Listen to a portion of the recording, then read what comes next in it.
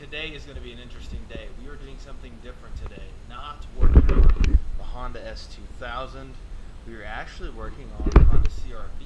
So, as I had said in the other video, we got the $500 Honda CR-V. Today, we are doing the first, I would say, big mod on the 2000 Honda CR-V.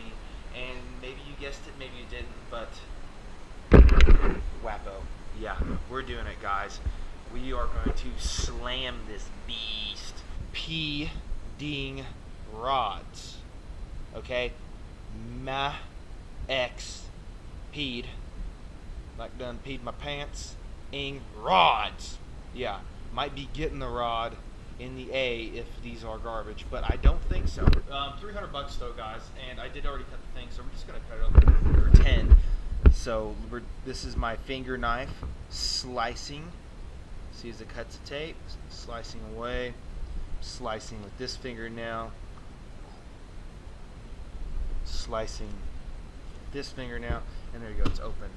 Boom. Okay, so this is going to be, I guess, a half-ass unboxing, so you guys kind of see as they come. The box is really nice. I was surprised with that. I just kind of figured it'd be like a regular plain brown cardboard box, but no, they got their logo on there. It's pretty cool. It's like, it's not a sticker, it's like made into the box. It's all chrome, so you know you're looking like a BA when it shows up at your doorstep. People's like, dude, that guy be flexing the Maxpeedings rods. So yeah, the box was definitely surprising. The packaging too as well was kind of surprising. We got this little cover sheet here, and then here they are. They have their own little home. It's not just like thrown in there with a bunch of BS like crap thrown on top. So let's pull the front and rear out and just kind of look at it, and we'll talk about it. I don't know, we'll just kind of go over it. Okay guys, so we got one front, one rear out of the box. So we got the other two sitting in here. As you can see, they obviously come like already wrapped in like, I don't know, they got their own little baggies, and then it comes with the adjusting tools, which pretty much every Coilover you order is going to have that, and that's to break these locking rings loose and spin and yada yada. A lot of you guys probably already know this, but yeah, it comes with the tools, which is awesome. Got their logo on it. Cool beans. This is going to be one of the fronts. This here is going to be one of the rears. Just like looking at them, dude, I'm like almost old man status. When I grew up on eBay coilovers, they were nothing like this. This is, y'all are spoiled. This generation coming up is freaking spoiled, guys. I mean, you take your raggedy ass, like 250,000 mile strut car, and you take off your spring, and you take these sweet sleeves, and the spring, which was not as nice as this spring, it's just a sleeve and a spring. You slide it over your old ragged out shit, and there you go. You're on coilovers. You're slammed, and you are ripping it for $49.95. So yes, this is a huge improvement from that. They still make those sleeves. However, they don't make them, as far as I know, for the first gen CR-V. They do make them for like obviously the Civics and stuff like that. And I know some Civic parts can be used, some can't. I know it's kind of complicated. I was just going to get the ones, make it easy for myself. Just get the ones that came with new shocks and everything, just because I got these dudes for freaking $300, so that's not bad. And like I said, the car, the CR-V's got 249 or 244,000 miles on it, so it's not like the shocks and struts aren't already wore out anyway. So just do it all. We're gonna really send it on this setup here. Just looking these things over real quick, guys. You see it's got the top hat. It comes with the top hat. It comes with new bolts on top. All this stuff looks great. It has a spring. It has a shock. It's adjustable. Let me set the camera down here and I'll show you. This is your locking ring. It's kind of sharp, so be careful. You bust this dude loose, and then you adjust your height here, and then obviously this here is going to be your spring, and this will be your spring preload. From what I've heard from other guys that has ran the Maxpeedings rods on the first gen CR-Vs, the fronts on the Maxpeedings rods, even with this all the way down, is not that dang low. And I'm trying to get real low. I'm trying to tuck these things. So they say what you got to do, which is not always the best. It's not really the right way to do it, but hey, it's $300 coilovers. You got to make it work, right? All I'm trying to do is go low. You got to break the preload loose and drop the actual spring down, since this is already, that's it. That's already all the way in. That's all you got. That's as low as she's going to go. It can go much break the spring preload loose and you bring the spring down, you have this much more room to play with. No, that's not honestly the right way to do it, because you should have a preload set on the spring, but I don't really care. I just want to go low. So I'm just being honest. If you want to be a super baller, so since you are going to be breaking the preload and dropping the spring down and lowering the stroke of the shock, you can get the extended top hats to kind of regain some of that stroke. But again, that kind of defeats the purpose. You're going to be spending $300 on these, and then you're buying for another $50, $70 worth of top hats, and then you spend almost $400 when I think the Honkas are like $460, $470. You'll probably find them cheaper if you look a little bit harder. So we're not going to do that either. We're just going to throw these things on, get where you want to get it, and just freaking love it because it's cheap and have fun. So, all right, guys, let's get the S2K out and let's get the CRV in and get to move it. All right, guys. So now we have the CRV in the shop. We also have Kruger Boy in the shop. I'm sorry, buddy, but you're gonna have to get the heck up out of here. You're just too dang big, and there ain't enough room for all of us. My shop's not very big, so I think what I'm gonna do, I was gonna go front first and then do rears, but I think I'm just gonna do one side at a time, just that way I don't have to, when I'm done with this side, I don't know, that'd be kind of jacked ass when I'm like trying to turn around. I don't know. Maybe I'll just do fronts first. That's what I'm going to do. Just pick something and stick to it. I'm going to do fronts first. So let's go ahead and get this thing jacked up. I'm not going to record the process of me doing it. I mean, you guys should know, maybe you know how to do coilovers to take them off. I mean, just giving you a run through. There's friggin' 2 bolts at the bottom. You got to take the fork off the front, trade your fork out. It's not crazy, and there's other videos for that, and I don't want to make this thing too crazy long. It's more or less the satisfaction you get from seeing her sit like this and then seeing her down low. So get a good picture. This is how she looks now. Wait till we get that after shot. Lord, it's going to look so much better. I'm going to get into it, guys. Start tearing into this thing. Let's go. All right, guys. As you can see, I am sweaty. I'm hot. It has gone about how I expected. Not too bad, but, you know, it's an old car. So we're going to have sticky bolts, some rust, some things just not go totally smooth. So I want to stop here just to kind of show you guys what I was talking about with the preload thing. We got the fronts on. Okay, as it sits right now, this is max drop without breaking the preload on the spring. Okay, so that is as low as it will go without touching the preload. Obviously, it may change a little bit by maybe like a 1/16 of an inch because we haven't lowered the rear, and then we have the other side where I did crack the preload to drop it. So it's going to maybe mess with your ride height. Like, I'm talking very minute, but this is a rough idea of what kind of wheel gap you're going to have when these things are flat out, laid out, without cracking the preload. So on this side over here, I'm not done yet. I'm still going to go lower, but I dropped the preload probably about 1.5 inches. And it's kind of hard to see because I don't have enough room in the shop. But it's lower. You can tell. You can definitely tell. I would say, I don't know, here we're about a rough 3-finger gap. And then on this side over here, 3 fingers, look, we're 4-finger here. So yeah, definitely almost 4-finger, but you get the gist. It's definitely lower on that side. And that was cracking the preload. So cracking the spring tension, you're going to lose a little bit of that ride quality, just because you're not holding constant tension on the spring.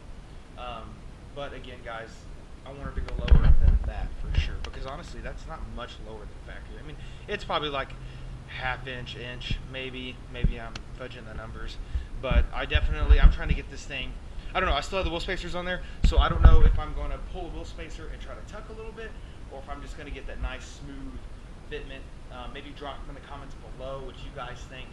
Do you like the nice and smooth, where it's like coming down and the thing is just like boop, you know?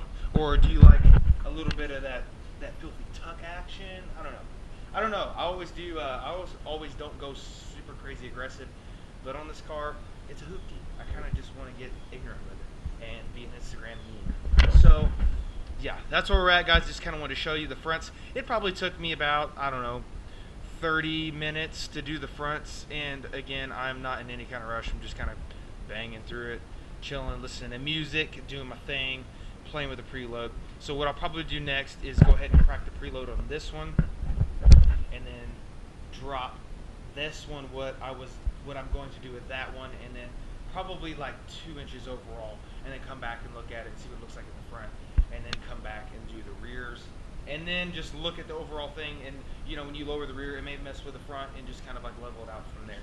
So that's probably what we're gonna do. I'm gonna get back to work, and I'll show you guys when I'm done. All right, guys, so we're back at it again. It's looking a lot better. Here it is right now. So again, broke the preload loose on the spring, so we could drop the spring further down the sleeve, and this is what we're getting. I was really thinking, no, I'm gonna tuck this thing, I'm gonna go crazy. I don't know, man. I'm kind of getting nervous. Like, I don't want to get too crazy low where it's just gonna be a pain in the ass, but at the same time, I'm trying to make a statement. You know what I'm saying? So I think this is doing it. I think this is doing it for me. This is a freaking like 1 finger gap, y'all. 1 finger, and I don't know how it's gonna rub. I don't really know, but the fitment's looking pretty damn good with the spacers. Y'all see what I'm seeing right here? That looks pretty nice, pretty sick. So I want to do, I guess, the same with the rear. I haven't even put those on yet, so we're gonna do that next. Put those on, get it like that 1 finger gap, drive it, I guess, see what it does, see how it rubs, which I'm sure it may rub a little. I may have to lose the spacer, so that way that the wheel can, you know, kind of go up inside if need be. Maybe do camber kit. I don't know yet. I don't really know, guys. The S2K, whenever it got, at one point I had it down, I guess, below, to about like this. It was like 1 finger gap. Now it's like 2. I had some rubbing issues on bumps and bounces, and I had adjustable dampers on there. So I could just turn the stiffness up and then kind of band-aid the problem. On these, they do not have adjustable. It is just, there you go. That's what you get. So there's no way we can adjust that. If you look, they kind of, they're stiff. I think they're 8K or 10K springs. I probably should have looked, but they're pretty stiff. They're not too bouncy. Just as me pushing on it, I guess we'll find out more when we drive it. But anyways, guys, let's get to the freaking rear. Let's get those on. Let's get everything set up. Hi, Kruger. What's up, buddy? And then let's see how she does. Holy shit balls! It's being a freaking circus at my house. Yeah. So while cutting out the bullshit on this one, yeah, I'm cussing a whole bunch now. I used to not do that, but this is real life, so you're getting real life stuff. Yeah, Maddie's here. Been a while since y'all seen him. We went and got dinner, and now he got coaxed into coming over here and helping me, just because it was going shitty. I'm like, hey, I want to come over and have a shitty time. Come to my house. Yeah, he did it for the do. So this one here, basically what has happened was, like I said before, the lower control arm bolt that goes from the shock, I guess the shock through the lower control arm, got seized in the shock collar. So we can't get that out. Started cutting it because the bolt is pretty much effed, and of course the freaking DeWalt battery died. So we're charging that. And I'm like, hey, why don't we just jump on the other side and just see what happens? Lo and behold, guess what? This side here took me literally, what, freaking 4 minutes to take out? Yeah, shit show. So yours could be this easy, or it could be this shitty. So, you know, just letting you guys know. Good thing is, tomorrow we're going to pick and pull. I think I already said that. So we can get the bolt or whatever. I may even have something here, so once we get this bullshit cut out, I'm probably going to dig around the shop and see if we can just find something that fits and move forward, get her back together tonight. I guess we'll see. So we're going to go ahead and get the other one in while we're waiting on the battery to charge, and then we'll do.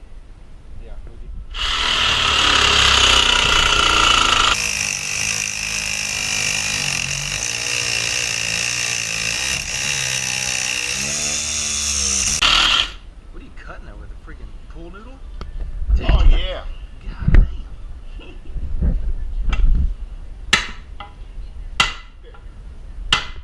We're getting somewhere now.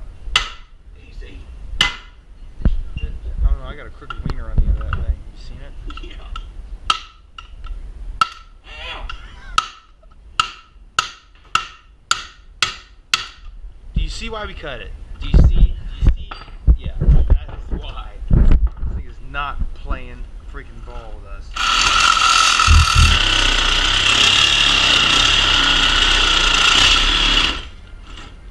Dude, this thing is... Oh, she's there. Yeah. 6A, she's close. Let's see what the inside looks like. Oh, golden, dude. It's got a little Oh, yeah, we ain't Yeah. worry. Don't worry about that. Don't worry about that. So, again, I said when I record like doing all this, I'm kind of doing it anyway. So, I'm gonna jack this dude up. Oh my god. This thing's gonna be so low, dude. Like, I almost want to bring it down a little bit. So let me put this dude on here. Freaking. How much anesthesia you put on? Oh, I load them up. Oh, so you want your like third one out there by the time you come out. Oh yeah, yeah. I'm gonna piss somebody off and they come back in behind me. Okay, guys. So if you've never adjusted coilovers before, again, this is not like I didn't show you how to do this video, but I might as well show you.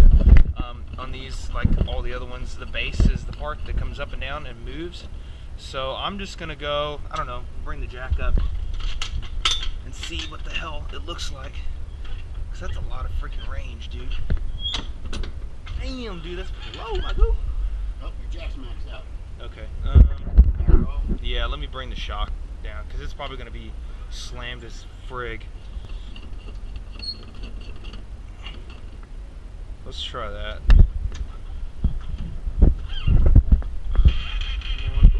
Probably right there, dude. Yeah, hold up. She likes them. Give me a little bump on that jack. Oh. Oh, yeah. I know, I just said it. Sometimes.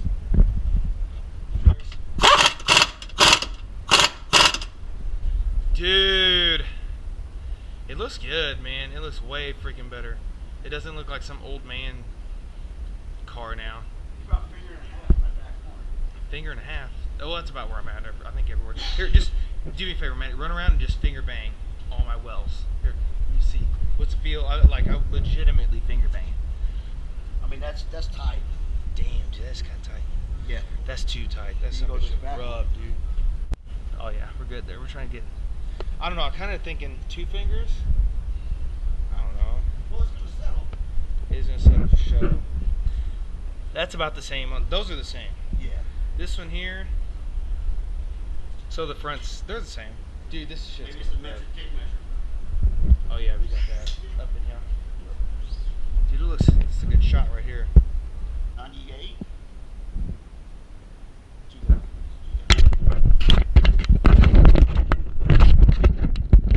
Alright guys, just got back with the first drive with the slammed, I guess slammed, lowered 2000 CRV. This is what it looks like. This is where she sits right now. I got an ABS slide on. I guess I pulled too hard on one of the low speed sensors.